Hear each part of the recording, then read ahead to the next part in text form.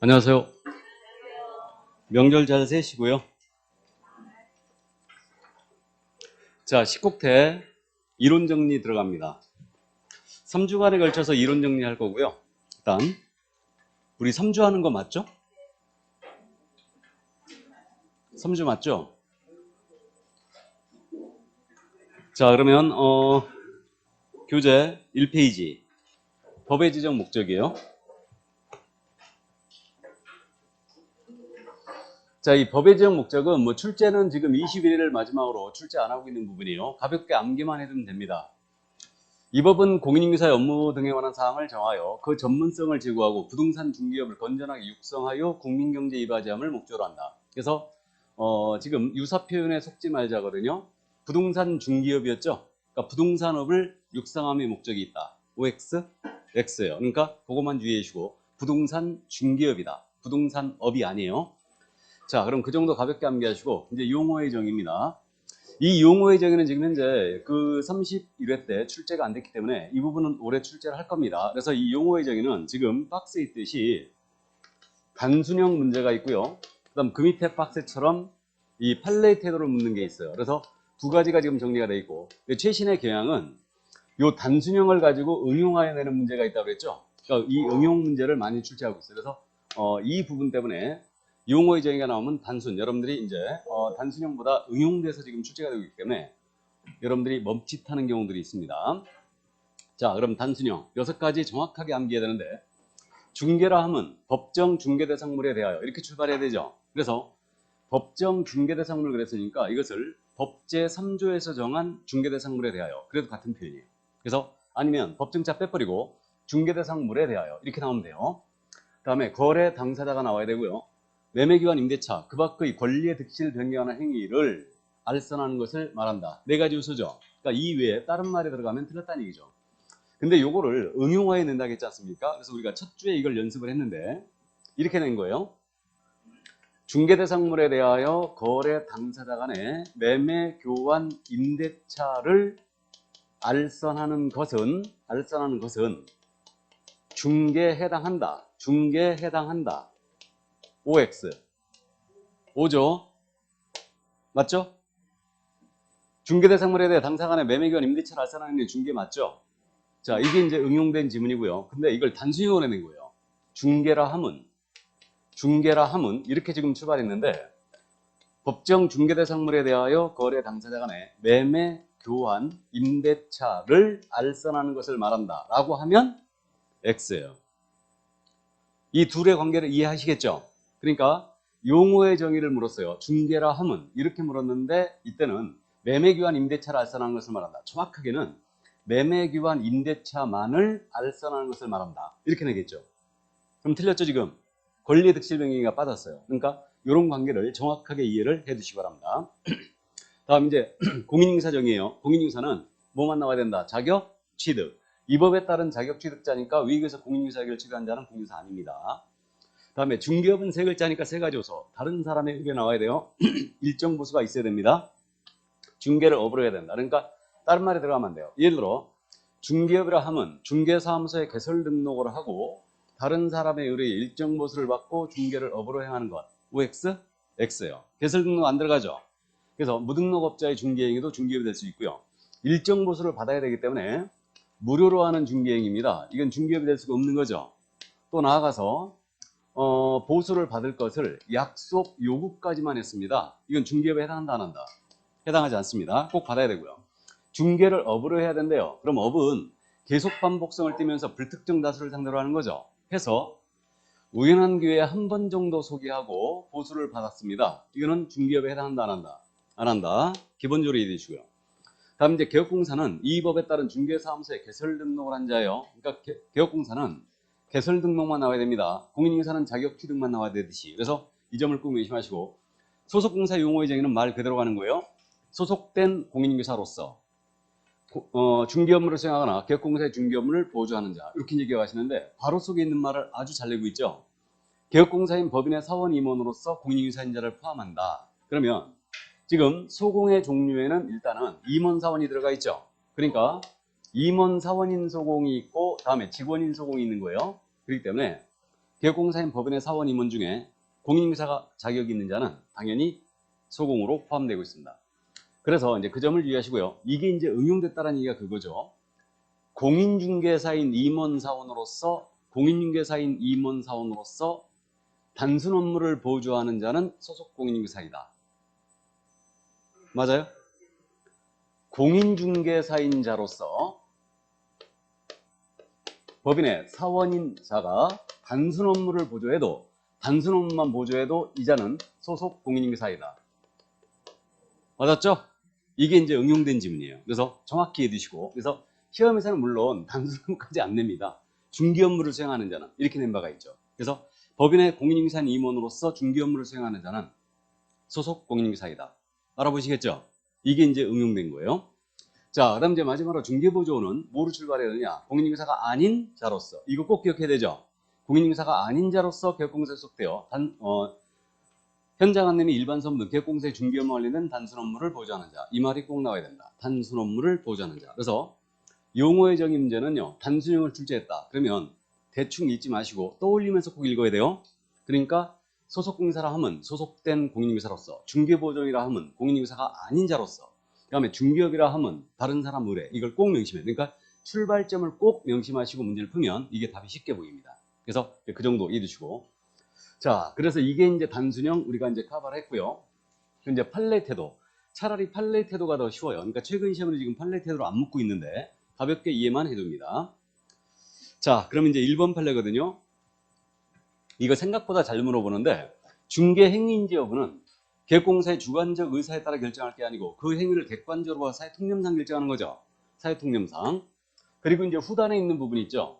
중개 행위에 의한 권리의 득실 변경한 행위가 강행법규에 반한다는 사정만으로 중개 행위에서 제외된다고 볼 수 없다 그랬어요. 이 판례는 참고를 해두시는데, 후단에 있는 내용은 요거는 자격증 대여 사건에서 했던 얘기예요. 그래서 자격증 대여 사건에서 어떤 얘기를 했냐면,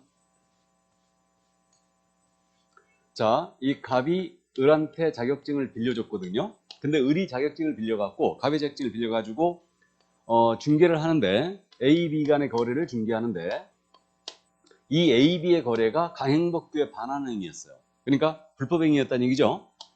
그래가지고 이제 갑이 주장하기를 뭐라고 주장했냐면, 나는 적법 중개 행위를 하라고 빌려준 것이지 적법한 행위를 중개하라고 빌려준 것이 불법 행위하라고 중개하라고 빌려준 게 아니다. 그러니까 이자가 불법 행위를 중개했으니까 나는 자격증 대여로 볼 수 없다라고 주장했어요. 이 점을 받아들이지 않습니다. 그러니까 자격증을 대여받은 자가 강행법규에 반하는 법률 행위를 중개했어요. 그렇다 하더라도 이것은 자격증 대여에서 벗어날 수 없다라고 했어요. 중개 행위에서 제외된다고 볼 수도 없다고 했죠. 그래서 참고만 일단 해두시기 바랍니다. 그럼 이 행위가 불법 행위여도 이 행위를 중개한 것은 중개 행위가 될 수도 있다는 얘기죠. 그 얘기입니다. 자, 그 다음에 이제 2번 판례는 특이한 판례니까 기억해두자고 그랬는데, 자격증 등록증을 대여받아서 중개사무소를 운영해요. 이자가 오피스텔 임대차 계약을 직접 의뢰인과 체결했어요. 이거는 중개로 볼 수 없다고 했어요. 이거 왜 중개로 볼 수 없다고 했어요?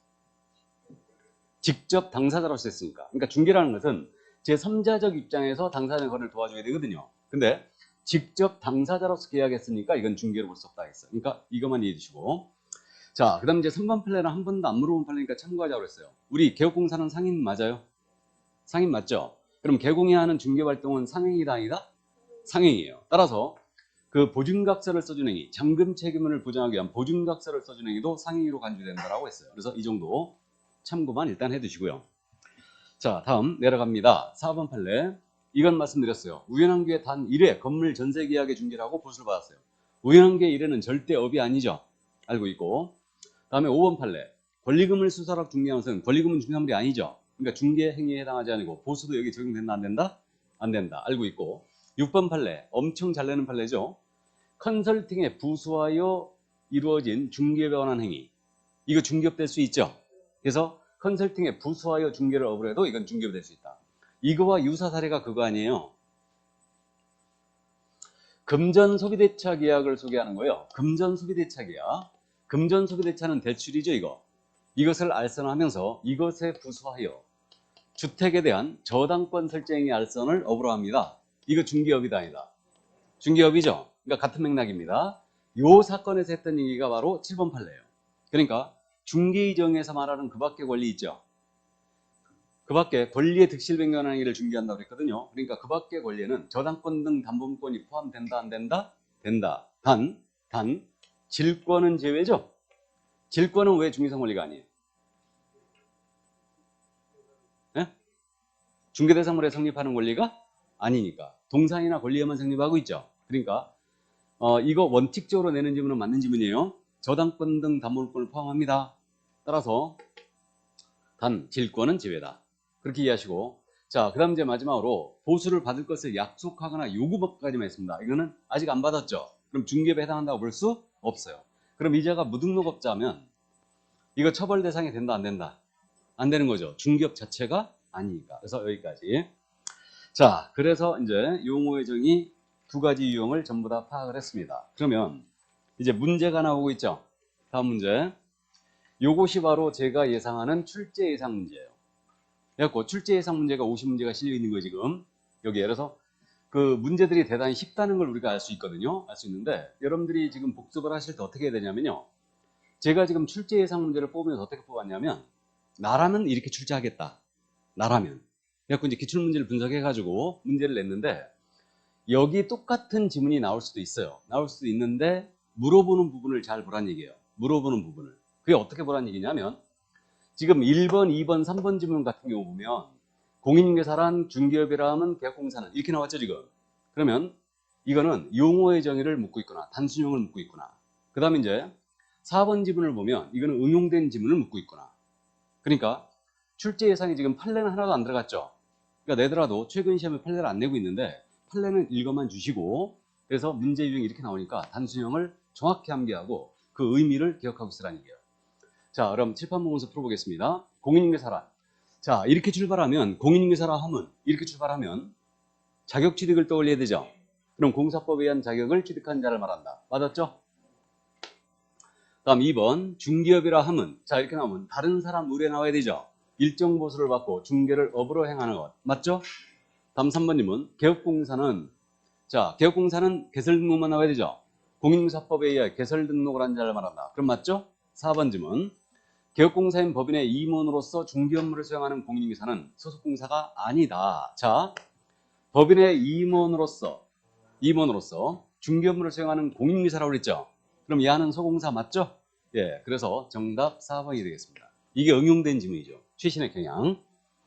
자, 그래서 정답 됐고요. 다음에 5번 지문이에요. 중개보조는 공인중개사가 아닌 자로서 맞습니다. 아닌 자로서 출발한다는 걸 명심하시고 개업공사에 소속되어 중개사물에 대한 현장 안내 일반 사무 등 개업공사의 중개 업무와 관련된 단순 업무를 보조하는 자를 말한다. 맞죠? 그래서 정답은 4번이었습니다. 이 정도는 풀어낼 수 있죠? 올해 용어 의정이 낼 거라고 그랬습니다. 자, 그래서 이제 이 정도 이해해 두시고 나머지 이제 판례만 정리해 주시기 바랍니다. 자, 그러면 이제 중개대상물로 넘어가죠. 올해 개인적으로 저는 중개상물 쉴 가능성도 있다. 이런 생각을 지금 하고 있는데 중개대상물 문제는요. 계속 지금 박스형으로 이렇게 내고 있어요. 그래서 박스형으로 내면서 판례의 태도를 주로 묻고 있죠. 뭐 대토권, 장래에 건축될 건물, 그 다음에 뭐 권리금, 그리고 뭐 세차장 구조물, 그 다음에 금전채권 이 정도만 묻고 있는데 그래서 뭐 쉽게 맞출 걸로 이해가 되는데 출제하더라도 판례의 태도를 정확히 정리해 주시고 만약에 30회 때처럼 점유를 물어봤다든가 온천수를 물어봤다든가 이런 걸 물어보면 잡아낼 수 있겠죠. 그러니까 이런 걸 커버하기 위해서 이제 다 정리를 하고 갑니다. 그러면 법정 중개사물은 5가지가 이거예요. 토지 건물 입광공이 있습니다. 그럼 여기에 해당되지 않는 것은 당연히 임사물이 아니에요. 그러면 금전채권 당연히 아니죠. 온천수도 아니죠. 그래서 이거는 이제 30회 때 물어봤고요. 자동차, 기계, 선박, 항공기, 준부동산 이런 것들은 아니죠. 준부동산 중에는 일부만 들어가 있습니다. 이렇게 돼 있고요. 그러면 이 5가지에 들어가 있다면 특히 토지 건물 같은 경우는 미등기 것이라도 미등기 건물도 중개사물이 될 수 있다 없다? 있다. 그럼 무허가 건축물도 될 수 있는 거죠. 그래서 이제 이 정도 감 잡아 두시고 그러면 이제 나머지 요거 5가지에 들어가 있다 하더라도 사적 거래 대상이 돼야 돼요. 맞죠? 그래야지만 됩니다. 그러면 사적 거래 대상이 안 되는 거. 체결되지 아니한 광물입니다. 안 되는 거죠. 무주부동산 국유로 하죠. 토락지 이거는 사건이 소멸했죠. 그다음 바닷가 국유로 하고 있습니다. 그러니까 안 되는 거예요. 그래서 이제 안 되는 거고 공원, 공도, 중요문화재, 담장, 암석, 정원서 이건 토지의 정착물로서 당연히 구성물에 불과하기 때문에 이건 되지 않습니다. 이게 이렇게 되고요. 그러면 채굴되지 아니한 광물을 채굴하는 권리, 이게 광업권이죠. 그럼 광업권은 중개상 권리가 돼야 한대요. 당연히 안 되는 거죠, 이게. 그래서 미채굴의 광물은 아니라는 걸 알고 있는데 이걸 채굴하는 권리인 광업권이 되느냐 안 되느냐, 이걸 헷갈리면 안 돼요.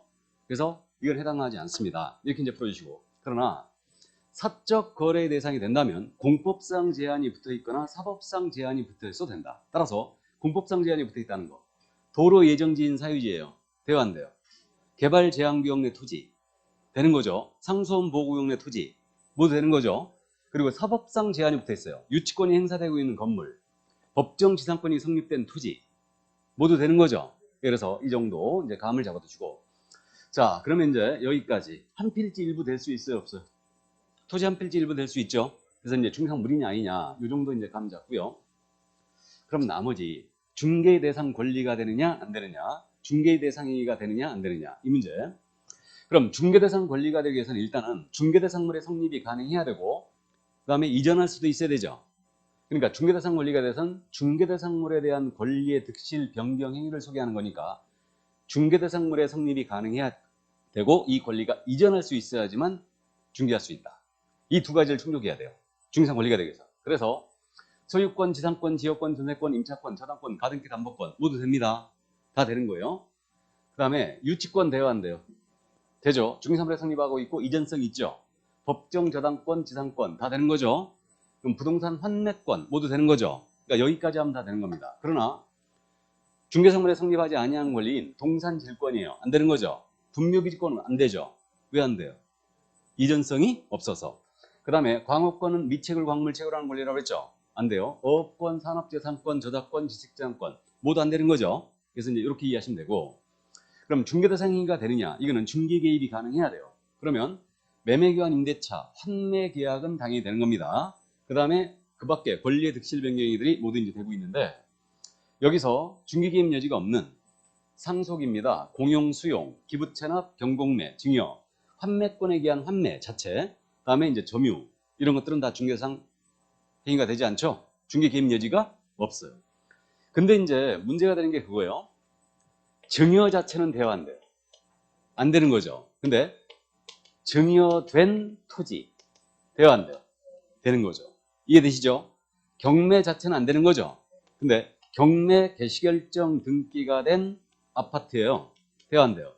되는 거죠. 이해했죠? 그러니까 이 정도 이제 감 잡고요.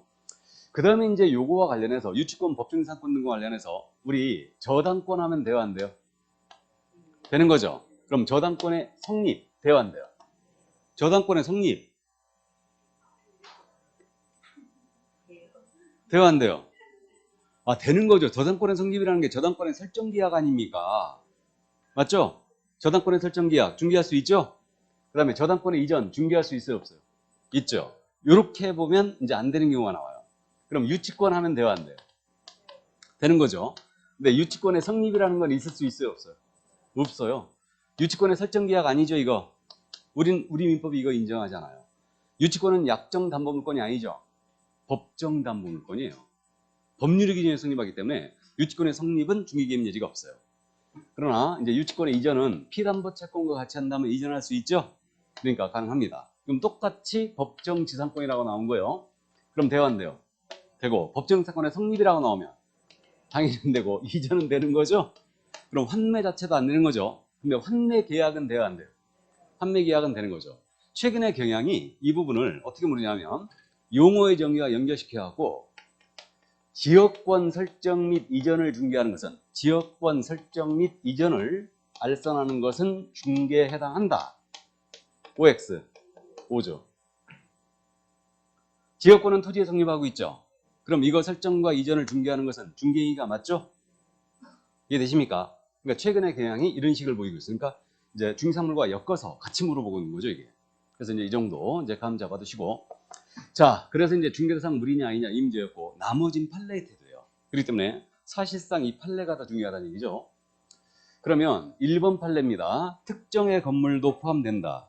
특정 동호세에 대해 피분양자가 선정되거나 분양계약이 체결된 후, 이게 분양권이죠. 그러니까 장래의 건물, 중개사물이 될 수 있다. 이해해 두시고, 다음에 이제 요거 입주권에 관한 판례를 정리했는데, 입주권은 지금 24회를 마지막으로 출제를 못하고 있는 거예요. 그래서 입주권은 이거 무조건 내면은 태클 걸릴 가능성이 크다고 그랬죠. 그러면 만약에 시험에 아니할 말로 미친 척하고 출제자가 당첨이 되면 입주 예정자로 선정될 수 있는 지위에 불과한 입주권은 중개대상물에 해당하지 않는다라고 낸 거예요. 그럼 일단 오해해야 돼, X해야 돼. 이건 오해하셔야 돼. 일단 그렇게 하는 거예요. 그리고 이제 태클 들어가는 거죠. 이게 그러니까 어쨌든 이해만 해두시고. 그럼 이제 읽어봤는데 3번 판례처럼 이게 어느 집에 들어갈지가 정해진 거예요. 그러니까 예를 들어서 특정 동호세에 대한 피분양자 선정이 되거나 분양계약이 체결되지는 않았다고 하더라도 장차 예정된 동호수 추첨이 분양 대상으로 정해진 세대들을 특정 피분양자에 대한 분양 목적물을 확정하는 준 절차에 불과하고 피분양자가 아파트를 분양받는 것 자체는 당연히 부장되어 있고 나아가서 이게 아파트가 전체 건축이 완료가 돼 있어요. 중국이 떨어져 있어요 지금. 분양 대상이 될 세대들이 객관적으로 존재하여 분양 목적물로 현실적인 제공이 가능한 상태에 이르렀다. 그러면 당첨이 되는 순간 어느 집에 들어가는지 정해졌다. 그럼 분양계획이 체결되기 전이라 하더라도 이것의 거래를 중개하는 것은 건물의 중개라고 그랬죠? 이게 이제 중개상물이 되는 입주권이에요. 그러니까 이제 이 정도 이해하시고. 자, 그러면 여기서 이제 참고인데 이걸 뭐 모의고사 쪽에서는 가끔 가다가 언급을 했는데 시험에서는 이거 물어볼 가능성이 거의 제로 같은데 우리가 부동산 거래 신고제에서 입주권이 나오죠. 정비법, 도시및 주거환경 정비법, 그다음에 빈집 및 소규주택 정비하거나 특례법, 빈집법이라고 그랬죠. 이것에 따라 사업시행계획 인가라든가 관리처분계획 인가 떨어져 입주자로 선정된 지위라고 나온 거예요. 입주자로 선정된 지위. 요걸 혹시 중개사물로 묻는다면 무리락 해야 돼요, 아니다? 예? 오락하라고 그랬죠, 이거. 이거는 선정된 지위 그랬잖아요, 지금. 이건 우리가 입주권이라고 부르고 있지만 국토부도 그렇게 부르고 있지만 이건 사실상 우리가 공부하는 분양권을 얘기하는 겁니다. 뭔 말인지 아시죠? 그러니까 출제 가능성은 거의 없어 보이는데 이해만 해두세요. 그러니까 부동산 거래 신고에서 이 두 개의 법에 따른 입주권이 있잖아요. 이거는 분양권으로 봐야 돼요. 사실상. 선정된 지위 그랬으니까. 관리처분계획 인가 떨어지면 들어갈 대지와 건물이 어느 특정이 돼버리죠. 그러니까 이거는 이제 분양권의 성격을 띠고 있는 거예요. 그러니까 참고를 하시기 바랍니다. 그러니까 입주권은 이제 머릿속에 지워도 돼요. 바쁠 때는 그냥 지워도 되고 입주권은 출제 가능성이 거의 없다는 얘기죠. 자, 그러면 이제 문제는 여기서부터죠. 영업용 건물의 영업설 비품, 유형물 끊어놔야 되죠. 거래처 신용, 영업사의 노하우 끊어놔야 되고 점포 위치에 따른 영업사 이점 끊어놔야 되죠. 무형의 재산적 가치는 무리라 할 수 없다. 그럼 이걸 소개하는 것도 중개가 아닙니다. 그 다음에 금전채권 무리 아니라는 거 알죠? 자, 다음에 이주와 택지를 공급할 수 있는 지위불가한 대토권입니다. 무리 아니죠? 알고 있고요. 그 다음에 이제 마지막으로 이거는 그 세차장 구조물 사건에서 했던 얘기죠. 7번 판례. 민법상 우리 중상물인 건물인 중개대상물인 건축물은 민법상 건축물에 해당한다고 그랬죠. 그래서 세차장 구조물은 민법상 건물로 볼 수 없다. 그러니까 민법상 건물이라는 게 지붕이 있어야 되고 기둥도 있어야 되고 벽이 있어야 된다는 거죠. 근데 세차장 구조물은 주벽이라고 할 만한 것도 없고 나아가 정착물로 볼 수도 없다고 그랬죠. 토지에 딱 달라붙어서 해체할 수 없는 거. 쉽게 해체할 수 없는 거. 이게 바로 정착물인데 그래서 세차장 구조물은 아니라고 결론을 내린 겁니다. 여기까지. 자, 그래서 이제 요 판례의 태도까지 전부 다 짚어봤습니다. 그럼 8번은 뭐냐면 임목에 관한 내용이죠. 임목은 20회를 마지막으로 출제 안 하고 있거든요. 그러니까 한번 참고만 하시기 바랍니다. 그 다음에 9번 공장재단, 광업재단 있죠. 이것도 이제 참고만 하시기 바랍니다. 제가 훅 지나가는 건 왜 그런지 아시죠? 그래서 그 정도 이제 참고하시고요. 그럼 마지막으로 건설기기에 대한 저당권이라고 낸 거예요. 건설기기에 대한 저당권. 중개대상에 해당합니까? 안 합니까? 해당하지 않죠? 근데 저당권 하면 내면 되는 거죠. 근데 건설기기가 안 되는 거죠? 그러니까 건설기기에 대한 저당권 안 되는 거죠. 맞습니까? 그러니까 이 정도, 이런 거 감 잡고요. 그 밖에 우리가 뭐 잘 알고 있는데 명인 방법을 갖춘 수목의 집단이에요. 돼요, 안 돼요? 되죠? 근데 이거는 저당권의 목적이 될 수 없죠? 근데 등기한 수목의 집단이라 나온 거예요. 등기한 수목의 집단. 이게 뭐예요? 이게 임목이다. 그럼 이건 되는 거죠? 근데 이것은 저당권의 목적도 된다. 근데 가식의 수목이라고 나온 거예요. 가식의 수목은 돼요? 당연히 안 되는 겁니다. 감 잡았죠? 이 정도. 자, 그러면 2번 문제 한번 볼까요? 요 2번 문제는 제가 지금 중개사물이 모두 박스형으로 나오고 있다고 그랬거든요. 근데 박스형으로 나오는데 이 부분을 지금 지문을 하나라도 더 넣기 위해서 풀어쓰는 문제 유형을 했어요. 박스형 넣어가지고 A, B, C, 기역, 니은, 디귿, 리을, 미음, 비음 막 이렇게 내려다가 좋습니다. 해당하는 것은 그랬어요. 그럼 이제 O 해놓고 시작하는데 명인망골 갖춘 20입단 OX O. 그럼 정답 1번이네요. 예, 바로 정답 1번이에요.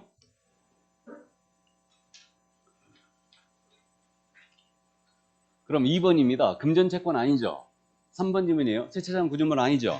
4번 지문 대토권 아니죠. 5번 지문 권리금 아니죠. 그래서 정답은 1번이었어요. 그러면 문제 어떻게 내고 있는가를 지금 보시라고 했는데 보시면 2번, 3번, 4번, 이거 5번 전부 다 판례죠 지금. 그럼 여러분들은 정리를 하실 때 판례를 정리를 해달라는 얘기예요. 판례를 정리하고 요게 끝나면은 이제 거기 2페이지에 있는 중개사물이 아닌 것들 있죠. 이걸 한 번쯤 정리해 줘야 되죠. 중개상의가 아닌 거, 그 다음에 중개상 권리가 아닌 거, 이런 것들을 한 번쯤 정리하라는 얘기예요. 무슨 말인지 이해하셨죠? 이 정도. 자, 그러면 이제 총칙 부분이 끝났고 공인인증사 제도가 등장하고 있죠. 자, 이 공인인증사 제도에 대해서는요, 사실상 시험에서 지금 지그재그로 출제하고 있는데 올해 지금 출제 순서가 된 게 뭐라겠습니까? 공인인증사 정책심의위원회. 좋습니다. 그래서 정책심의위원회고 아세요? 여러분들이 제가 나가는 학원 중에 가장 공부를 잘하고 있다는 거? 여러분들이 제일 잘해요. 평균 점수가 다른 학원 아주 월등히 높아요. 우리 학원이. 그래서 어쨌든 좋습니다. 그래서 이제 작년에도 우리 학원이 가장 먼저 많이 합격을 했고 합격률도 가장 높았는데 올해 동영에서도 지금 점수가 다른 학원하고 거의 평균 5점 이상 차이가 나고 있어요. 동영 모의고사. 그러니까 공부 잘하고 있고 잘 따라오고 수업 분위기도 다른 학원보다는 좋진 않지만 어쨌든 공부는 잘하니까 좋습니다. 자, 수업 분위기는 우리보다 더 좋은 데가 있긴 있어요. 한 군데가 더 있긴 있는데 어쨌든 좋습니다. 자, 그럼 그러니까 이제 제가 왜 이런 얘기를 하냐면요. 이제 출제 파트를 알고 가는 거죠. 총칙이 나오면 뭐가 나올까? 용어의 정의 중산물. 시험 제도가 나오면 뭐가 나올까? 정책심의위원회. 이렇게 답이 나오는 학원이 공부를 잘하는 거예요. 근데 공인인증사 시험 제도 뭐 나온다고 했었는데 저는 뭔 얘기했더라? 그래 하고 있으면 이제 내가 이제 황당해지는 거죠. 이제 황당해지는 겁니다. 그래서 어쨌든 좋습니다. 그럼 시험 제도는 잘 출제 안 한 부분인데 이쪽은요. 시험 제도에 대한 부분은 제일 잘 물어보는 게 지난 회에도 물어봤는데 작년 시험에서 물어봤는데 양도되어 있죠. 이걸 제일 잘 물어봐요. 그러니까 양도대여 관련해서 제재 어떻게 되느냐 이런 부분을 제일 잘 물어보고 있고 그럼 가볍게 이해만 해두는데 시험 시행 기관장이에요. 주관처 원칙이 누구다? 시도의사예요. 예의적 시험 시행 기관장이 국장입니다. 그래서 이제 이 점을 유의하시고 국장이 시험을 직접 시행합니다. 공인인증사 정책심의 의결을 먼저 거쳐야 되죠. 사전 의결 사항이고 그다음에 이제 작년 시험에 이거 응시결격자 물어봤죠. 그럼 자격이 취소하고 3년이 경과되지 않은자요. 시험 볼 수 없다는 거 알고 부정행위자는 5년 볼 수 없다는 거 알죠. 여기까지는 알고 있는데 우리 법조문의 표현대로 시험을 출제하거든요. 그러니까 이걸 알고 있어야 되죠. 작년에 이것도 물어봤는데 공인인증사 자격이 취소되고 3년이 경과되지 아니한 자는 공인중개사가 될 수 없다. OX. 자격이 취소되고 3년이 경과되지 아니한 자는 공인중개사가 될 수 없다. OX. 오죠. 덴번에 알아봐야 되죠 이거. 그러니까 우리 법조문이 이렇게 돼 있다는 거죠. 응시결격인데 표현은 제가 응시결격이라고 표현하고 있는데 우리 법조문에는 응시결격 그래가지고 이렇게 돼 있다는 거예요. 공인중개사가 될 수 있다 없다라는 표현 꼭 알고 있어야 되죠 이거. 시험을 볼 수 있다 없다요. 이해되시죠? 그러니까 이 표현을 낯설어 하지 마시기 바랍니다. 그러니까 자격이 취소되고 3년 경과되지 않는 자는 공인중개사가 될 수 없다. 맞습니다. 시험을 볼 수 없다는 얘기예요. 근데 얘는 참고로 주기보조원도 될 수 없죠? 이렇게 돼요. 그 다음에 시험 부정이자, 이자의 시험은 무효 처리하고 동네방네 소문 다 냅니다. 시험 시행관이 다른 시험지 직접 다 통보하게 돼 있고요. 그러면 5년간 응시하기를 정지시킵니다. 그러면 시험 부정이자로서 처분일로부터 5년간 얘는 공인중개사가 될 수 없죠? 시험 볼 수 없어요. 근데 이 기간 동안 얘는 중개보조원은 될 수 있어요 없어요? 있죠. 이렇게 됩니다. 그러니까 이 부분은 잘 묻지 않아요. 이자가 보존이 될 수 있느냐 없느냐 잘 묻진 않는데 일단 이해만 해주시고 여기까지가 굉장히 중요합니다. 그러니까 작년 시험에서도 이 부분을 바로 물어봤고요. 그래서 이해를 해두시고 그럼 미성년자 응시할 수 있다는 얘기예요. 그럼 미성년자는 공인중개사 될 수 있죠.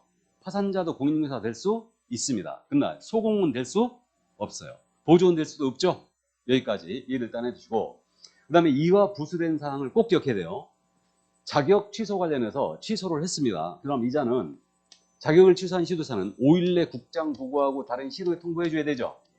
이거 꼭 기억해야 되죠. 그러면 취소 시에만 5일 내 국장 보고하고 다른 시도에 통보하는 거죠. 다른 데 가서 시험 못 보게 하기 위하면 그러니까 정지처분 시에는 보고하고 통보할 일이 없어요. 꼭 기억해 두시고 시험 부정유자도 5년간 이거 시험을 못 보게 하기 때문에 동네방네 소문을 다 내는 거죠. 얘는 지체 없이 시험 시행관이 다른 시험 시행관이 모두 통보합니다. 지체 없이. 자, 그 다음 이제 요거는 숫자만 기억하면 돼요. 신뢰도자 출제에는 몇 년간 위촉금지다. 5년. 다음에 시험 공고 있죠. 이게 개정된 사항인데 우리가 공부하는 과정에 이게 개정됐잖아요, 지금. 그러니까 계략상 공고가 있고 세부상 공고가 있는데 계략상 공고는 매년 2월 말이죠. 매년 2월 말까지 이제 하게 돼 있고 세부 공고는 숫자가 며칠? 90일. 우리 과목의 유일한 90일. 그래서 90일 전까지 하게 돼 있는데 이때 공고 방법도 바뀐 거죠, 지금. 공고 방법은 광고나 일간신문, 방송 중 하나 이상의 공고하고 홈페이지에 게시해 놓게 돼 있죠. 그래서 이 점 기억을 해두시고 그 다음에 이제 자격증 교부 있잖아요. 이거 고맙게도 엄청 잘 물어봅니다. 자격증 교부도. 그러니까 자격증 교부는 일단 체크하면서 읽어야 돼요. 누가 교부한다? 시도의사가. 그 다음에 합격자 원고료부터 매달 1월이다. 이렇게. 그러니까 우리 공인사법 쪽에서는 1월이 딱 2번 나온다고 그랬는데 자격증 교부가 1월이고 또 하나 1월이 뭐예요? 포상금 지급이 1월이다. 그래서 빨리 줘야 되는 게 1월이다. 그 정도 기억하시고. 그 다음에 이제 수수료 반환에 대해서는요. 시험 시행일 며칠 전까지 접수를 취소해버리면 50%는 돌려받는다고? 10일 전까지. 이 정도만 이해하시고. 만약에 이 부분이 출제되면 응시표 뒤집어 보시라고 그랬죠? 그래서 일단 그 정도. 자, 그러면 시험 제도에 대한 부분 이 정도 감 잡고요. 정책심의위원회는 이제 정리를 꼭 해두셔야 되죠. 이거는 디테일하게 문제를 물어보기 때문에 정책심의위원회는 줄기는 이걸로 잡되 요약집을 펴가지고 출제 가능성이 높아진 부분이니까 반드시 다시 한번 요약집을 꼼꼼히 챙겨봐야 되죠. 이 부분은. 자, 그럼 정책심의위원회는 지금 국토교통부에 설치하는 임의기관이다, 필수기관이다. 임의기관. 제가 이걸 상당히 강조하는 것처럼 보이는데 시험은 솔직히 정책심의위원회를 둔다, 둘 수 있다 이런 걸 잘 안 바꾸네요. 어디다 두느냐가 중요해요. 국토교통부에 둘 수 있다죠. 이명박 전 대통령이 이렇게 이제 바꿔놨다고 그랬고 구성은 위원장과 위원으로 구성되는데 이거 구성 권한이 누구한테 있느냐를 주의해야 돼요. 위원장은 국토부 1차관이 당연직으로 하죠. 그럼 얘가 당연직으로 하게 되니까 얘라고 하면 안 되죠. 이분이 당연직으로 하고 있으니까 위원장이 직무를 수행할 수 없어요. 그러면 이자가 지명한 위원이 직무를 대행하게 돼 있죠. 이게 돼 있고 위원회 임명위촉은 누가 한다? 국장이 하는 겁니다. 그래서 국토부 장관이 임명위촉을 하게 돼 있고요. 이때 위원회 수, 위원장 한 분 포함하여 우리 18로 기억했죠. 7명 이상 11명 이내를 구성하고 임기는 몇 년? 2년 하고 있고요. 그 다음에 재책사유를 이거 생각보다 잘 물어본다고 그랬는데 위원이 재책사유에 걸리는 것은 관련자였을 때 재책사유라고 그랬죠. 그러면 위원이 안건의 당사자와 배우자 관계가 있다든가 친족 관계가 있었다든가 또는 뭐 대리인을 한 적이 있다. 또 대리한 적이 있다. 요역을 수행한 적이 있다. 감정을 한 적이 있다. 그러면 이거 모두 관련자죠. 그러면 재책사유에 걸려 있고 재책사유에 걸린 위원은 스스로 안건 심의에 참여하지 말아야 되죠. 이게 뭐다? 회피예요. 이게 회피고 그러면 재책사유에 해당된 위원이 회피하지 않았어요. 그러면 회촉을 할 수 있죠. 누가? 국장이. 그러면 체크하면서 읽어야 된다는 얘기예요. 위원장은 재책사유에 해당함에도 불구하고 회피하지 않는 위원회에선 그 위원을 해촉할 수 있다. OX? X죠. 누가? 국장이. 그러니까 체크하면서 읽어야 돼요. 이런 것들을. 그래서 자, 그럼 그 정도 이해하시고 그럼 당사자는 기피 신청할 수 있죠. 그럼 기피 신청 들어가면 이때는 정책심의위원회에서 이거를 의결하게 돼 있죠. 기피를 받아들일 건지 안 받을 건지. 그래서 이제 위원회에서 결정을 합니다. 그럼 심의사항은 일단은 암기로 안 하고 그냥 단순 우리가 이해만 하자. 자격 취득에 대한 사항, 중개보수 변경이라든가 손해배상 책임의 보장에 관한 사항, 중개업 육성에 관한 사항을 여기서 일단은 심의 의결을 합니다. 이렇게 되고 이때 자격 취득에 대한 사항만 여기서 의결을 하게 되면 시도의사는 이에 팔로 해줘야 된다고 그랬죠. 요것만. 그래서 28회 때 이걸 중개보수 변경에 관한 사항을 심의했을 때는 이에 따라야 한다고 출제한 적이 있어요. 틀렸죠? 중개보수 변경이 아니고 자격 취득에 대한 사항 이거고, 그러면 여기에 나타나지 않은 심의의결사항이 뭐가 되어 있느냐? 뭐가 되어 있냐면 우리가 이제 기억하고 있는데, 우리 국장이 직접 시험을 시행하는 거예요. 의결 거치게 돼 있죠. 그 다음에 시험을 당해년도 매년 1회 이상 시행해야 되는데 당해년도 시험을 치르지 않는다. 그럼 이거 의결 거치게 돼 있죠. 이렇게 돼 있고, 그 다음에 기피 신청 들어갔잖아요. 그럼 기피 신청 들어가면 이거 받아들일 건지 안 받아들일 건지 여기서 결정하고, 또 우리 현재 절대평가하고 있죠. 근데 상대평가 방식으로 바꾸는 거예요. 그럼 상대평가 방식으로 바꾼다는 얘기가 뭐냐면 선발 예정인원을 정한다. 여기 의결 거쳐야 되죠. 선발 예정인원을 정한다는 얘기는 상대평가로 간다는 얘기죠. 그래서 상대평가한다. 그러면 이때 여기 의결을 거치게 돼 있습니다. 이렇게 돼 있고, 자, 그 다음에 이제 제적 과반수의 출석으로 개의하고 출석위원회 과반수 찬성을 의견하는 거죠. 위원회는 당연히 이렇게 돼 있고요. 그 다음에 이제 소집 통보가 있습니다. 이건 숫자 암기하고 있어요. 인자야 전등 소집 통지 며칠 전까지 7일 전이고, 긴급 사유가 있는 때는 전날까지입니다. 이래 돼 있고, 운영에 필요한 사항은 위원장이 정해요. 자율성을 존중하는 의미에서. 그래서 위원장이 정하고, 공무원인 위원을 지휘하고요. 나머지 이제 출석위원회는 수당과 여비를 지급하는데, 이때 누가 위원이 될 수 있느냐? 이 부분 우리가 해결 방법 암기하고 기억하고 있죠. 위원이 될 수 없다라고 해버리면 틀리라고 그랬죠. 그래서 뭐 대학에서 부교수 이상의 직이 있다든가 변호사, 공인회계사 위원 될 수 있죠. 그 다음에 한국소비자원의 임직원으로 재직하고 있는 자예요. 위원 될 수 있어요, 없어요? 이쪽에서 이제 이 정도. 그러니까 감만 잡아두시기 바랍니다. 자, 그러면 정책심의위원회 나머지 디테일한 더 내용은 이제 거의 다 얘기를 했는데, 요약집을 펴가지고 한번 부족하신 부분들은 이제 정리를 다시 한번 해주시기 바랍니다. 그러면 이제 정책심의위원회가 공제사업 운영위원회 둘이 비교표를 지금 만들어놨는데, 이건 여러분들이 한번 이제 공부가 끝나가시면서 한번 쭉 읽어보시기 바랍니다. 비교하면서 정리하라는 얘기예요. 기억을 그렇게 하라는 얘기고, 자, 그러면 이제 판례 태도, 자격증 양도대와 관련된 판례 3가지 정도만 실었는데, 지금 1번 판례 있지 않습니까? 무자격자력금 중개사무소의 경영에 관여하고 이익을 분배받도록 하고 투자를 하게 했어요. 그래도 이를 가리켜 당연히 등록증, 자격증 대여라고 말할 수는 없다. 근데 개설 등록 파트, 무등록 중개 파트에 다시 나오는데, 무자격자가 주도적으로 운영하는 형식으로 동업했다고 나왔어요. 주도적으로 운영하는 형식으로 동업했다. 이건 처벌 대상이 된다고 그랬죠? 기억납니까? 그러니까 이 정도 이제 구분만 해 놓으시고, 그 다음에 이제 무자격자가 중개 업무를 수행했는지 여부는 실질적으로 판단해야 되지 형식적으로 판단할 건 아니에요. 따라서 공인중개사가 몇 건의 중개 업무를 직접 수행한 바 있다 하더라도 무자격자가 작성한 계약서에 자신의 인감을 나래는 주는 형식으로 직접 업무를 수행하는 형식만 갖췄다. 이건 처벌 대상이 아니에요. 처벌 대상 되는 거죠. 그러니까 무자격자가 작성한 계약서에 자신의 인감을 나래내 주는 방식으로 직접 업무를 수행하는 형식만 갖췄다. 그럼 이때는 이건 대여라고 그랬죠. 처벌 대상이 된다고 했고, 그다음 마지막으로 부동산 뉴스 대표 사건 기억하고 있죠? 이거는 사칭으로 처벌한 사례였습니다. 그래서 이 정도. 그럼 여기서 빠진 내용이 뭐냐? 이건 잘 아시는데, 자격증을 대여하거나 양도를 했습니다. 이거 자격 취소하는 거 맞죠? 자격증 양도되는 자격 취소다. 엔드 1-1. 이자는 신고한 포상금도 주는 거죠.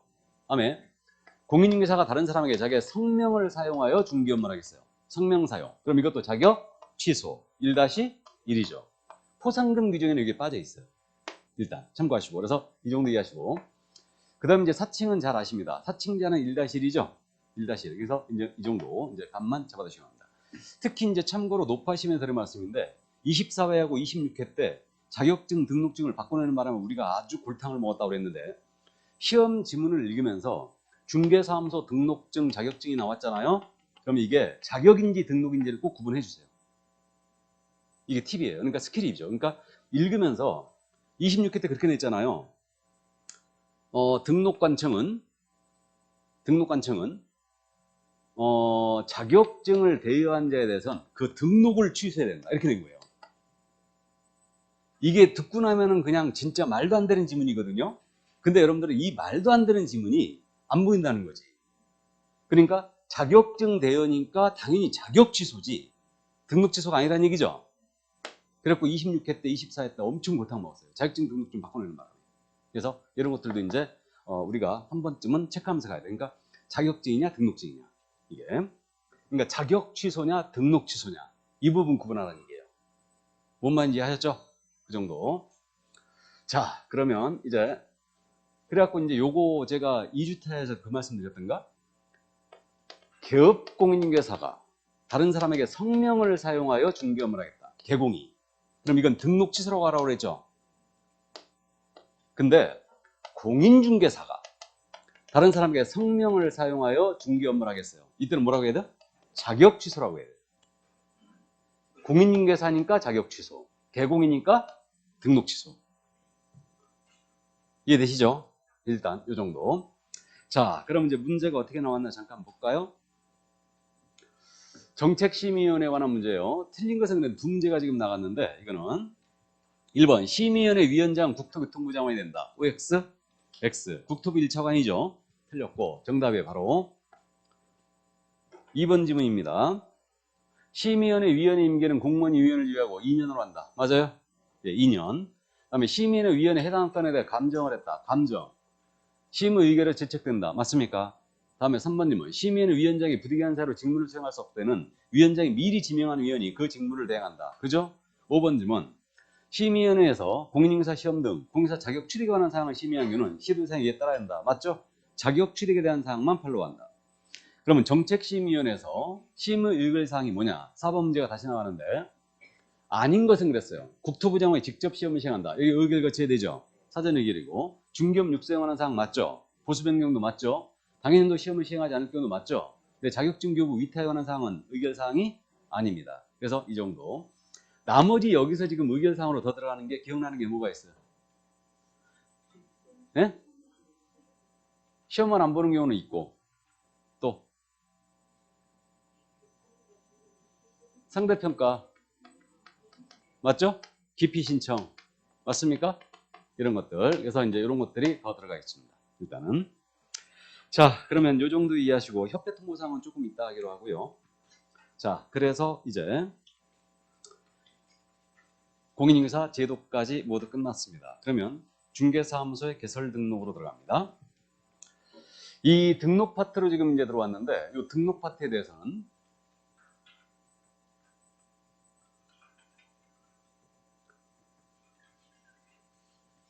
일단 이것도 각을 잡아보면요. 등록 파트는 지금 매회 출제하는 게 등록 기준이에요. 그리고 당연히 등록 절차가 있죠. 등록 절차는 지금 7이라는 숫자가 있기 때문에 그 다음 뭐 협회 통보냐 아니냐 이런 것들이 있고요. 그래서 요거는 잘 출제 안 합니다. 그 다음에 등록 위반에 대한 사항이 있죠. 등록 위반에 대한 사항은 무등록 중개업 관련 판례예요. 이거는 판례고요. 그리고 이제 여기서 이제 등록 위반에 관련해서 무등록 중개업 판례가 있고요. 당연히 이중소속 이중등록 있죠. 제재를 엄청 잘못 씁니다 이거. 그리고 이제 결격 사유가 걸려 있죠. 그럼 결국은 결격은 매회 출제합니다. 무조건 출제하고 있고 등록 파트에서는 주로 등록 기준이 매회 출제하는 부분이에요. 거의 이거를. 그러니까 요게 물어볼 일이 많다는 얘기죠. 작년 시험도 물론 출제가 됐고요. 절차하고 등록 위반에 관한 사항은 다른 거 이제 섞어가지고 같이 물어보는 경우가 많습니다. 그래서 어쨌든 두 문제 정도 비중을 갖고 있다. 그래서 그 순서대로 지금 정리가 되어 있는 거예요. 특히 등록 기준에서 자연인의 등록 기준을 물어볼 일이 없어요. 자연인은 뭐만 주의하면 되면 자연인인 경우에는 반드시 공인중개사여야지만 개설 등록을 할 수 있다. 맞아요? 자연인은 반드시 공인사증이 있어야 되죠. 그래서 반드시 공인중개사 하나에 등록할 수 있습니다. 맞죠? 단 소공사는 등록 신청할 수 있다 없다? 없다. 그래서 그건 알고 있고요. 그럼 이제 법인의 등록 기준. 이거 등록 기준을 출제하면 이제 우리가 1주차에 연습을 했는데 이거 읽어볼 때는 등록 기준 지문을 읽을 때는 반드시 체크하면서 읽어버려야 돼요. 그래야 바로 보인다고 그랬습니다. 그러면 법정 업무만 영위할 목적으로 우리는 기억을 이렇게 했지만 시험에서는 법 제14조에서 정한 업무만을 영위할 목적 이렇게 될 거예요. 우리 법 제14조. 그러니까 우리 법 제14조에서 정한 업무만을 영위할 목적으로 설립이 돼야 됩니다. 그리고 자본금은 얼마 이상? 5천만 원 이상 체크하면서 읽어야 되고 상법상 회사 꼭 체크해야 되죠. 상법상 반드시 주식회사나 유한회사일 필요가 없죠. 회사이면 되고요. 또는 협동조합 기본법에 따른 협동조합이 돼요. 다만 사회적 동조합은 제외라는 거 알고 있죠. 그래서 이 사회적 동조합 올해 물어볼 가능성이 굉장히 커졌습니다. 작년에 언급을 안 했기 때문에. 그래서 꼭 기억하시고 이건 비영리 협동조합이기 때문에 안 되는 거죠. 그 다음에 이제 대표자는 공인사되고 대표자를 제외다 포함이다. 제외. 작년에 이제 포함으로 물어봤고요. 그러면 대표자를 제외하고 그 임원 사원인자의 3분의 2 이상 공세되죠. 그러니까 3명 중에 1명은 공인사된다고 기억하자고 그랬어요. 3명 중에 1명은 이렇게 기억하시고요. 그 다음에 중개사무소를 확보해야 돼요. 미리 확보해 놓는 거고 확보 계획으로 들어가는 거 아니죠. 그러면 중개사무소는 건축물 대장에 기재가 된 건물이어야 돼요. 다만 대장 기재가 안 돼 있을지라도 준공이 떨어진 건물은 되는 거죠. 그럼 무허가 불법 건축물 안 되는 거죠.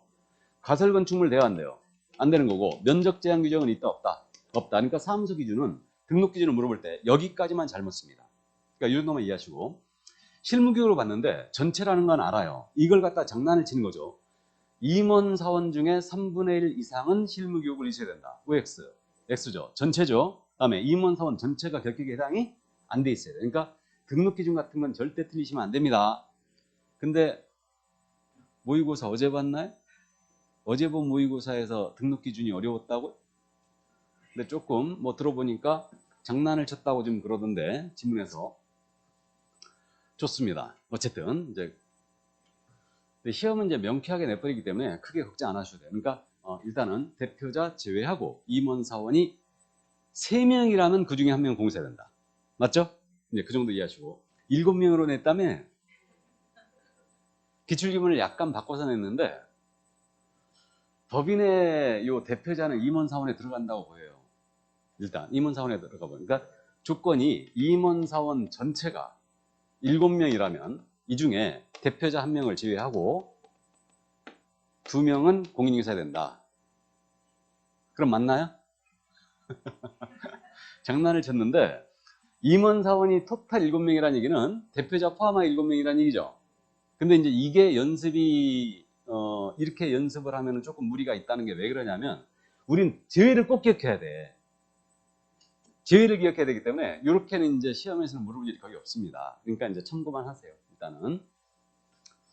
자, 그러면 이제 그 정도 이해하시고 그러면 이제 등록 기준을 확보했잖아요. 그럼 신청을 들어가는 거죠. 이때 어디다 들어가는지 잘 알아요. 등록과세에 들어가는 거 알고 있고 여러분들이 서류를 어려워하기 때문에 서류를 한 번쯤 기억만 하자. 근데 서류는 잘 안 물어봐요. 안 물어보는데 기준을 증명하는 서류 그대로 첨부해요. 그럼 우리가 거꾸로 안 들어가는 서류 법인 등기상 증명서 같은 건 낸다 안 낸다? 안 낸다고 그랬고 다음에 자격증사본 내야 안 내요? 안 낸다는 걸 알고 있고 건축물 대장 내야 안 내요? 안 내는 거죠. 보증관계증서는 당연히 안 내는 거죠. 이거는 그래서 이제 안 내는 것들 위주로 기억하고 그러나 이제 실무교육 수료증 사본 들어갑니다. 다만 실무교육을 위탁받은 기관이 전자적 방법으로 확인 간화로 조치해놨다. 그럼 그때는 제외하고요. 중개사무소 확보 증명서로 들어와야 돼요. 다만 대장 기재가 안 돼 있다면 대장 기재가 왜 지연되는가? 그 사유서까지 들어와야 되죠. 그리고 여권용 사진 한 장 내놓는 거 기억하고 있죠? 3.5, 4.5 사이즈 한 장 내줘야 되고요. 외국인의 경우는 결격사에 해당하지 아니함을 증명서로 내야 되고 외국 법인은 여기에 더하여 국내 영업자 등기 서류까지 같이 내야 돼요. 됐습니까? 이 정도. 그래서 이제 서류 이 정도만 감 잡아 두시고요. 안 내는 것들을 위주로 이제 봐두시기 바랍니다. 그럼 이제 신청 들어갔어요. 그럼 등록은 이제 통지합니다. 그럼 절차적인 문제인데 기준을 갖춰갖고 신청 들어갔습니다. 그럼 등록 통지는 며칠 내야 된다고요? 7일 알고 있고요. 그러면 등록증을 7일 내줘야 된다 아니에요? 등록 통지만 7일 하는 겁니다. 그럼 개설록이 이때 된 거고 그럼 이제 등록 통지가 됐어요. 그럼 보증을 설정할 신고 들어가야 되고 요 사항을 확인한 다음에 지체 없이 등록증 교부하는 거죠. 지체 없이 교부한다. 이게 이렇게 돼 있고요. 그리고 이제 업무를 개시하시면 됩니다. 다만 등록 신청과 함께 인장 등록을 함께 할 수도 있다. 이렇게 돼 있습니다. 그래서 이렇게 되고 인장 등록은 언제까지 해야 돼요? 업무 개시 전. 됐습니까? 그래서 이제 이 정도 감 잡아 두시고요. 그러면 등록의 절차에 관한 내용은 여기까지거든요. 여기까지인데 여기서 등록 절차에서 빠진 내용이 뭐냐? 종별 변경. 이거는 잘 내지도 않고요. 실무적으로 종별 변경할 일이 거의 없죠. 다만 한 가지만 체크하면 종별 변경의 경우에 종전에 등록증 첨부해야 돼, 안 해야 돼? 해야 되죠. 실무교육은 받을 필요가 없죠. 현업을 하는 계공이니까. 그 정도만 이해하시고. 그래서 그 공인인사인 계공이 법인으로 바꾼다. 그러면 등록 다시 들어가야 되죠. 종별 변경 대원칙은 등록이 다시 하는 거다. 근데 법제 7638호 부칙제 6조 제2항에 따른 계공이에요. 중개인. 이분은 공인상 계공으로 바꾼다. 동일 등록관청 내라면 재교육 신청하면 되는 거죠. 이 정도만 이제 감만 잡아두시고요. 나머지 뭐 등록 절차 관련해서는 이제 이 정도만 커버하시고요. 요즘 서식을 자주 낸다고 그랬죠. 서식. 서식을 한 문제씩 꼭 냅니다. 꼭 내는데 중개사무소 개설등록 신청서 서식에 종별 표시란이 있다고 그랬죠. 종별 표시란이 있는데 이 종별 표시란에는 공인인계사와 법인만 있죠. 신청서, 등록 신청서. 종별란에 공인인계사 법인만 있죠. 근데 등록증 서식에는 세 개 다 있죠. 공인인계사, 법인, 법제 7638호 구칙제육조 제2항에 따른 개고. 기억나세요? 참고해두세요. 그래서 이제 이 정도 감만 잡아두시기 바랍니다. 자, 그러면 이제 등록 절차 봤고요. 그러면 이제 그 밑에 이제 박스를 봅니다. 박스 1번. 이게 구조2항 조문인데 요즘 최근에 아주 이 조문을 잘 내고 있네요. 공인인계사 소공사 제외하고요. 또는 법인이 아닌 자는 중개사무소에 등록을 신청할 수 없다. 그러면 소공사 제외란 말은 소공사는 등록 신청할 수 없다. 기억하고 있고요. 그 다음에 이제 특수법인에 대한 내용인데 저는 강학상 특수법이라고 쓰고 있지만 시험에서는 특수법이라는 표현 안 쓴다고 그랬죠. 다른 법률에 따라 중개업을 할 수 있는 법인 이렇게 돼 있는데 특례 규정 세 가지 아주 잘못 씁니다. 그럼 특수법인에 따라 특수법인에게는 법인의 등록 기준을 적용한다 안 한다? 안 한다. 다음 분사무소 책임자 요건. 분사무소 책임자는 공유사에 한다는 요건이 있죠. 이 요건을 적용하지 않는다. 기억하고 있고 그다음에 지역유통조합 보증금액이 얼마 이상이라고요? 1,000만 원 이상. 올해 이 부분이 지금 개정될 거라고 그랬죠. 입법 예고했어요. 지금 개정하겠다. 그래갖고 이 부분도 엄청 잘 물었는데 올해는 지금 실 걸로 일단 보이고 특수법인에 대해서는 그러면 현재 등록을 유일하게 요구하는 특수법인이 뭐예요? 한국자산관리공사. 그럼 지역농협은 등록을 안 해도 그냥 중개업을 할 수 있는 거죠? 그래서 그 정도 이제 감 잡아두시고 책임자 요건도 엄청 잘 묻습니다. 그래서 특수법인의 분사무소 책임자는 공사 아니어도 된다. 꼭 기억하시고. 자, 그 다음에 이제 무등록 중개업 관련 판례를 잠깐 정리했는데 공인인사역이 없는 자가 등록도 하지 않은 채 중개업을 하면서 무자격자죠. 의뢰인과 체결한 중개보수약정은 무효이다. 기억하고 있죠? 그러나 공사역이 없는 자가 우연한 게 단 1회라고 나왔어요. 우연한 게 단 1회. 중개를 하고 보수약정을 했습니다. 이 보수약정은 과하지 않은 이상은 당연 무효라고 볼 수는 없다. 맞죠? 이거 이제 기억하고 있습니다. 그래서 이 판례들 대비하여 정리해 주시고 표현이 공인인계사 자격이 없는 자가 이렇게 표현하고 있어요. 그러니까 이게 공인사역이 없는 자가 등록도 하지 않은 채 중개업을 합니다. 이렇게 나오면 무등록 중개업이에요. 이렇게 체결한 보수약정 무효죠. 근데 공사역이 없는 자가 우연한 게 이렇게 나왔다. 그럼 이 약정은 당연히 무효가 되는 것은 아니다. 자, 다음 이건 말씀드렸어요. 공인인계사가 아닌 자가 주도적으로 운영하는 형식으로 동업했다고 했어요. 그럼 이자는 처벌 대상이 된다고 그랬죠. 그래서 이자의 업무는 형법상 업무방해죄 보호 대상이 된다 안 된다? 당연히 안 된다. 알고 있고요. 그리고 이제 6번 판례 있지 않습니까? 거래 당사자가 개설 등록을 하지 않은 기업공사에게 무등록업자죠. 이자에게 중개를 의뢰하거나 미등기 부동산 전매에 대한 중개를 의뢰했다 하더라도 그 의뢰행위 자체는 처벌 대상이 될 수 있다 없다? 없다. 그다음에 그자의 공범으로도 처벌할 수 없다. 이 공동정범이죠. 처벌할 수도 없다. 그래서 이제 이 정도 이제 기억은 하고 있습니다. 자, 그러면 5번 문제 확인해 봅니다. 협회 통보사항 잠깐 보고 가야 되죠. 우리 협회 통보사항 단순 암기 사항인데 거기 5페이지 맨 밑에 있습니다. 협회 통보사항 등신으로 암기했죠. 그러면 등록사항과 신고사항을 통보하는데 등록사항이라는 것은 등록을 취소했거나 업무 경계를 때렸거나 맞죠? 그러면 자격 취소라든가 자격 정지사항은 통보사항이다 아니다? 이건 시도사가 하는 거죠. 이래 돼 있고 협회 통보는 다음 달 10일이에요. 10일 내에요. 다음 달 10일까지죠. 그러니까 다음 달 10일까지다. 그래서 이제 이 정도 알고 있고 그 다음에 등록증을 재교부했어요. 등록증 재교부 사항은 협회 통보 사항입니까? 아니죠. 그래서 이제 이 정도 감 잡고요. 신고 사항은 전부 다 통보 사항이다. 분사무소 설치 신고, 중개사무소 설치 신고, 휴업 신고, 기간변경 신고, 재개 신고, 그 다음에 고용 신고, 종료 신고 모두 통보 사항 맞죠? 그래서 이 정도 이제 감을 잡아두시고요. 단순 암기니까 그냥 기억만 해두시기 바랍니다. 자, 그럼 문제 다시 봅니다. 이제 5번 문제. 출제 예상 5번 문제. 개설 등록에 관한 설명으로 옳은 것은 다른 법률의 규정을 고려하지 않는다. 1번. 소공사는 중개사무소에 등록을 신청할 수 있다. OX, X. 틀렸고. 2번. 대표자 공사가 아닌 법인도 중개사무소에 개설 등록을 할 수 있다. OX. 대표자는 공인인증서야 되죠. 그래서 공인인증서야 됩니다. 그래서 대표자 공사 아닌 법인도 중개사면 등록할 수 있다. 틀렸어요. 대표자는 반드시 공인인증서야 되죠. 이거 이렇게 되고 작년 시험이었죠. 법인이 아닌 단체도 법인이 아닌 사단 개설 등록을 할 수 있다. OX 법인이 아닌 사단 등록할 수 있어요? 없죠?